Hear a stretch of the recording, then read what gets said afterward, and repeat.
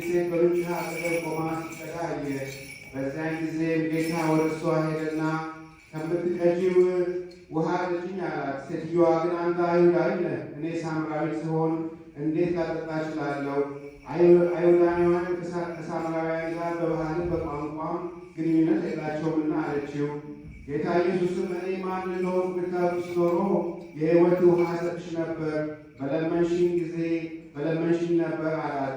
ሴትዮዋም ጌታዬ ሆይ ሁለተኛ ወደዚህ የውሃ ምንጭ መጥቼ ውሃ እንዳልቀዳ ከአንተ ዘንድ ካለው የሕይወት ውሃ ሰጠኝ ዘንድ እለምናለሁ አለችው።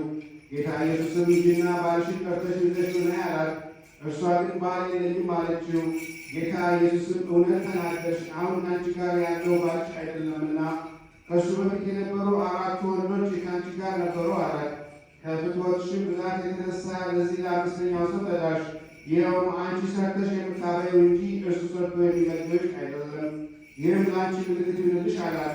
ያችን ሳምራዊት ሴት ጌታዬ ሆይ አንተ ነቢይ እንደሆንክ ተገነዘብኩ፣ በልቤ ውስጥ ሁሉ ያለውን ምስጢር ሁሉ ነግረኸኛልና አለችው። ጌታ ኢየሱስም ከዚህ ሰው በፊት ስለነበሩት 4ቱ ሰዎችም ሆነ አሁን ከአንቺ ጋር ስላለው ነገር ሁሉ በእውነት አውቃለሁ።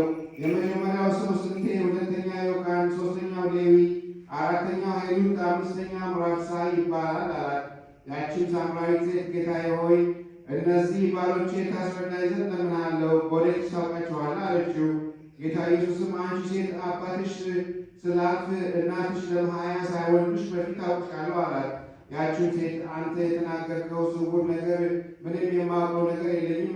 እኛ ገና ይህን አንተ እንደተናገርከው የተሰወረውን ገልጾ የሚናገር ተስፋ የምናደርገው ጌታ ኢየሱስ ክርስቶስ ስለሚመጣ ተስፋ አለንና አለችው።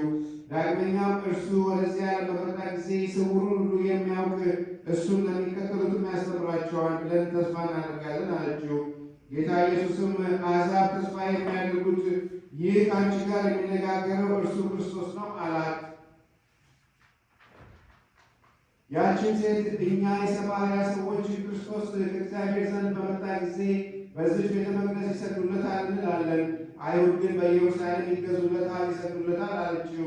ጌታ ኢየሱስም አንቺ ሴት ወደዚህ ተራራ ወይም በምድራዊ ኢየሩሳሌም ለእግዚአብሔር የማይሰግዱበት ዘመን ትመጣለች ብዬ በእውነት እነግርሻለሁ፣ እግዚአብሔር መንፈስ ነውና አላት። ይህችም ብርክስያ የምትባል ሳምራዊት ሴት የጌታ ኢየሱስን ነገር በሰማች ጊዜ ወደ አገር ገብታ ለሰዎች ሁሉ በሆነ ውስጥ ያለው ምስጢር ሁሉ የሚናገር ሰው አሳያችሁ ዘንድ ኑ፣ እኔ ከሰው ደብቄ ያዝኩትን ምስጢር ነግሮኛልና አለቻቸው። ከዚያች ሀገር ብዙ ሰዎች መጥተው ጌታ ኢየሱስን አዩት፣ ቃሉንም ሰምተው አመኑበት። ሴትዮዋንም እኛ በአንቺ ቃል ያመን አይደለንም፣ ነገር ግን እርሱ ባየነው ጊዜ እርሱ ዓለምን ያዳነ የእግዚአብሔር ልጅ አንድ ልጁ እንደሆነ ተረዳ እንጂ አሏት። ይኸውም ያዕቆብ በፍኖተ ሎዛ በድንጋይ ተንተርሶ በተኛ ጊዜ በመሰላል ላይ በተገለጸለት ነው። ለነቢዩ ሙሴም በሲና ተራራ ላይ ያነጋገረው ነው። ለናቡከደነፆርም ስለ ሕዝቦቹ ኃጢአት ኢየሩሳሌምን በወረደ ጊዜ በቅጽራ አገሯ ተገልጦ የታየው ነው። በዚችም ዕለት ያመኑ ሰዎች ከወንዶችና ከሴቶች ጋር ተደምሮ 2500 ነበር። ከእነሱም ጋር ኢየሱስን የተከተሉ ነበሩ። እርሱ ግን ይከተሉት ዘንድ አልፈቀደላቸውም። ወደ ቤታቸው በሰላም ይገቡ ዘንድ አሰናበታቸው እንጂ። ከእነሱም ማለት ከሰማርያ ሊቃውንቶች መካከል ጌታ ኢየሱስ ሳያዛቸው በስሙ ለማስተማር ወደ ፍልስጤም መጥተው ከዚያ ብዙውን ሕዝብ ወደ ቀናች ሃይማኖት የመለሱ አሉ። በእነሱም ትምህርት ከፍልስጤም አውራጃ፣ ከሰማርያ፣ ከኢየሩሳሌምና ከምድርያም እንዲሁም ከታኖስና ከታልምር አውራጃ ስፍር ቁጥር የሌላቸው ሰዎች አመኑ። ይቅርታው ቸርነቱ ለዘላለሙ በእውነት ለሁላችን